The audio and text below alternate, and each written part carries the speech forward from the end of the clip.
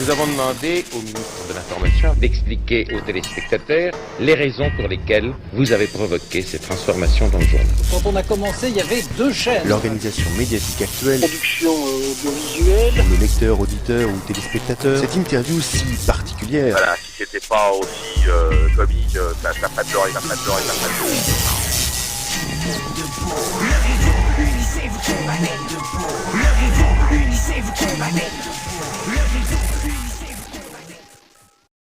Vinci, dégage!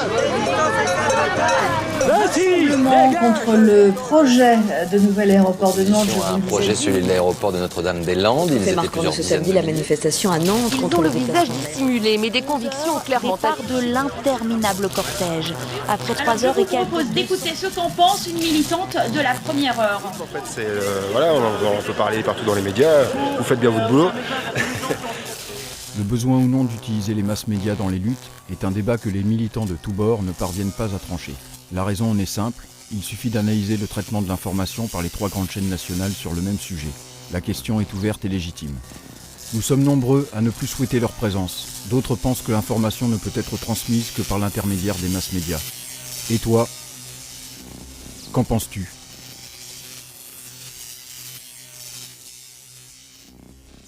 Autre fait marquant de ce samedi, la manifestation à Nantes contre le déplacement de l'aéroport vers Notre-Dame-des-Landes. Plusieurs milliers de personnes se sont déjà rassemblées ce matin, défenseurs de l'environnement en tête, pour demander au gouvernement et notamment au Premier ministre, qui a toujours soutenu le projet dans sa propre ville, pour lui demander d'y renoncer. Carole Vénua et Lionel Jaoui sont parmi les premiers manifestants. Jamais le petit bourg de Notre-Dame-des-Landes n'avait connu une telle effervescence. Dès 9h ce matin, ils sont déjà des centaines, peut-être des milliers militants écologistes, agriculteurs ou simples citoyens rassemblés autour d'un même combat. La Terre, actuellement, doit servir. Cette actualité est pour TF1 un moment de solidarité où tous les défenseurs de l'environnement se joignent aux locaux pour défendre la Terre. Cette même solidarité pousse de jeunes anarchistes à soutenir leurs copains squatteurs, le tout dans une ambiance pacifique et festive. Bien que TF1 parle de squatteurs plutôt que d'occupants, cette chaîne ne m'avait pas habitué à traiter les manifestants avec autant d'égards. Ici, de jeunes anarchistes venus soutenir leurs camarades squatteurs, délogés des maisons expropriées. Depuis, elles ont été détruites par les forces de l'ordre. Cette manifestation est donc une journée de reconstruction et de solidarité. C'est pour faire la reconstruction et pour réoccuper la zone, parce qu'il va falloir qu'il y ait des gens qui défendent le territoire. On met ça là, hein? Là, c'est bon, ouais. Arrivée dès hier, la présence de... Les mots utilisés pour parler des forces de l'ordre sont très forts. Ils sont des destructeurs d'habitat. Dossier défendu et porté par Jean-Marc Ayrault. Mais pour quelle raison cette chaîne qui avait tant malmené les syndicalistes et les ouvriers en grève lors des manifestations contre la réforme des retraites s'empresse aujourd'hui de constater l'aspect bon enfant entre guillemets de la lutte de Notre-Dame-des-Landes? Ce grand rassemblement illustre l'ampleur de la mobilisation contre ce projet d'aéroport. Un rassemblement qui se veut pacifique et festif. Ici, tout le monde espère qu'aucun incident ne viendra gâcher la fête. France 2, service public. Ils ont le visage dissimulé, mais des convictions clairement affichées. Plusieurs centaines de personnes qui se font appeler ici les résistants de Notre-Dame et qui ont pris les rênes de la manifestation anti-aéroport. Leur mot d'ordre général, ne pas parler aux journalistes sur lesquels pleuvent au passage insultes et crachats. Après les expulsions ici, le message est clair. Aujourd'hui, on est là pour réoccuper et construire à plusieurs milliers de personnes différents bâtiments pour continuer à occuper la zone.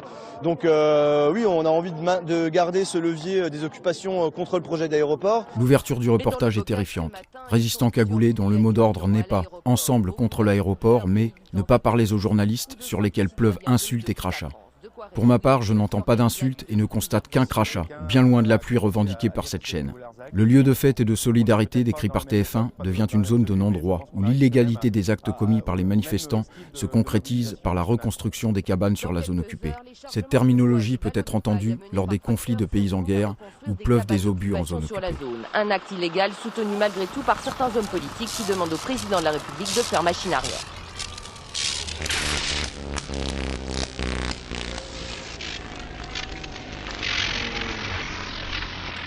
Le rassemblement contre le projet de nouvel aéroport de Nantes, je vous le disais, 10 000 personnes sont attendues à Notre-Dame-des-Landes, où nous retrouvons immédiatement Éléonore Duplay. Bonjour. Éléonore, c'est une journée test pour les opposants. Sont-ils nombreux ? Bonjour, eh bien aujourd'hui une cinquantaine de cars ont été affrétés depuis toute la France et tout à l'heure les autorités dénombraient environ 2000 personnes ici à prendre le départ, mais il faut savoir que tout le monde n'est pas encore arrivé, d'autres points de départ sont prévus, notamment à travers Champs, et comme vous le voyez derrière moi, eh bien il y a encore beaucoup de monde sur cette place de la mairie où le départ a été pourtant donné il y a plus d'une heure. Alors il s'agit à coup sûr d'une manifestation d'envergure largement nationale et même internationale, puisque tout à l'heure dans le cortège, eh bien on entendait parler anglais, espagnol et même russe. On croisait également des politiques. José Bové a été aperçu, Jean-Luc Mélenchon est attendu. Alors je vous propose d'écouter ce qu'en pense une militante de la première heure. Moi, les manifestations, sincèrement, j'y crois pas. On y va parce qu'il faut le faire. Si on le fait pas, ça sert plus à rien. Ils feront tout ce qu'ils veulent. C'est pas comme ça qu'on y arrivera. Il faut envisager d'autres méthodes. C'est-à-dire ? Le sabotage. De quoi ? Le sabotage, généralement. C'est-à-dire qu'ils posent un tractopelle, on détruit le tractopelle et puis c'est tout. Des 3 reportages présentés, celui-ci est le plus manipulateur. On ne trouve trace d'aucune information. Il s'agit d'un message de propagande du mass-média audiovisuel visant à discréditer le mouvement d'opposition. La ligne éditorialiste choisie par la rédaction du JT National ne porte que sur la manifestation elle-même. Le terme « aéroport » n'est prononcé qu'une seule fois sur le plateau. Pour le reste, on entend parler la journaliste sur place de plusieurs événements que l'on ne voit pas et que l'on n'entend pas. Ces dires devraient donc refléter la réalité. Or, l'édition régionale que j'ai pu étudier est plus complète. Elle comporte les interviews des divers opposants et le motif de leur opposition à ce transfert d'aéroport. Alors, où voulait en venir la rédactrice du JT pour manipuler de la sorte des images fournies par la région et les questions posées à la journaliste ? C'est complètement absurde de créer un aéroport à un endroit où franchement il n'y en a pas plus besoin que ça. Qui plus est, l'aéroport de Nantes ne va pas forcément être déconstruit, donc je ne vois pas du tout l'intérêt. Des nuisances, il y en aura encore plus qu'avant. Le bocage, là, est redevenu naturel et on trouve ça très bien de le garder comme ça.